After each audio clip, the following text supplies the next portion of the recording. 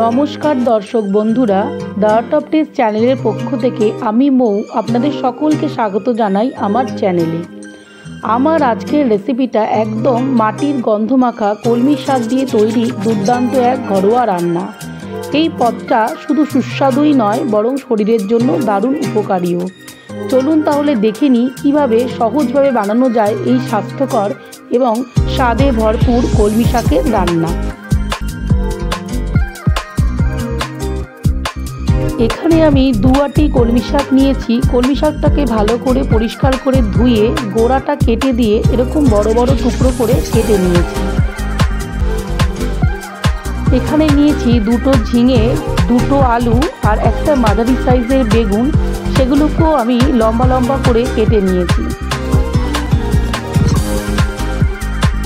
3 table চামচ সর্ষের তেল ভালো করে গরম করে নিয়ে এর মধ্যে দিয়ে দিতে হবে ফোড়নের জন্য কালো জিরে, সাদা জিরে আর 2টো তেজপাতা। 1 মুঠো মুগ ডাল আমি আগে থেকেই ধুয়ে রেখেছিলাম, সেই মুগ ডালটা ওই তেলের মধ্যে দিয়ে দিতে হবে। যতক্ষণ না মুগ ডালটা দিয়ে সুন্দর একটা গন্ধ আসে আর কালারটা লালচে হয়, ততক্ষণ পর্যন্ত মুগ ডালটাকে ভালো করে ভেজে নিতে হবে। ডালটা যখন ঠিক এই রকম ভাজা হয়ে যাবে, তখন এর মধ্যে দিয়ে দেব কেটে রাখা সবজিগুলো।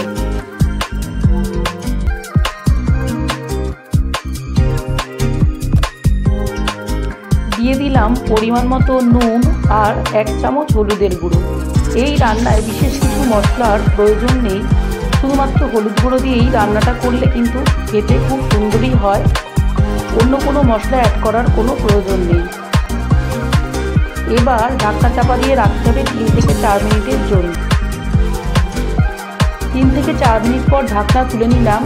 সবজি থেকে বেশ অনেকটাই জল বেরিয়ে গেছে। এই জলেই কিন্তু রান্নাটা পুরো হবে, এখানে কিন্তু আমি কোনো রকম জল দেব না। এবার এর মধ্যে ওই কলমি শাকগুলোকে দিয়ে দিলাম আর দিয়ে দেব 3-4টে চেরা কাঁচা লঙ্কা।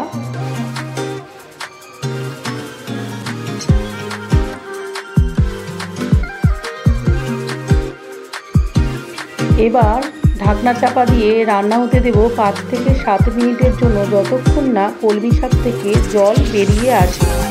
ঢাকনা তুলে নিলাম। এবার কলমি শাক থেকে অনেকটাই জল বেরিয়ে গেছে। এবার ভালো করে নাড়তে হবে 5 থেকে 7 মিনিটের জন্য।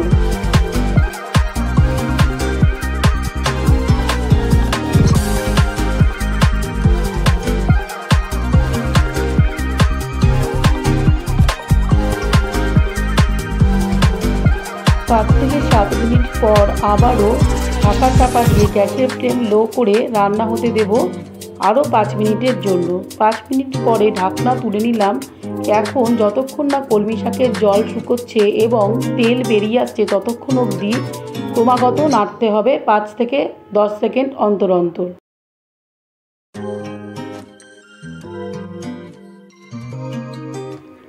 এখন দিয়ে দিলাম 1.5 চামচ চিনি।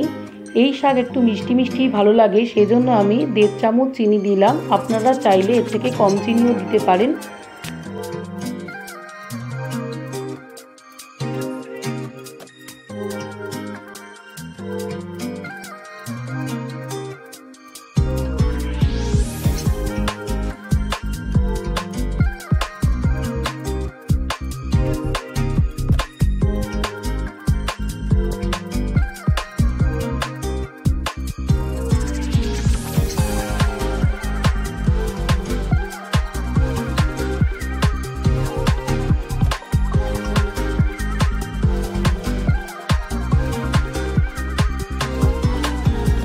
কলমি শাকের জল পুরোপুরি শুকিয়ে এসছে এবং তেলও ছেড়ে এসছে।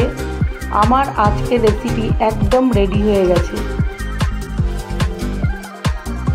এই ছিল আমার আজকের রেসিপি, সাধারণ কলমি শাক কিন্তু স্বাদে অসাধারণ। রেসিপিটা যদি ভালো লেগে থাকে তাহলে লাইক, কমেন্ট এবং সাবস্ক্রাইব করতে ভুলবেন না।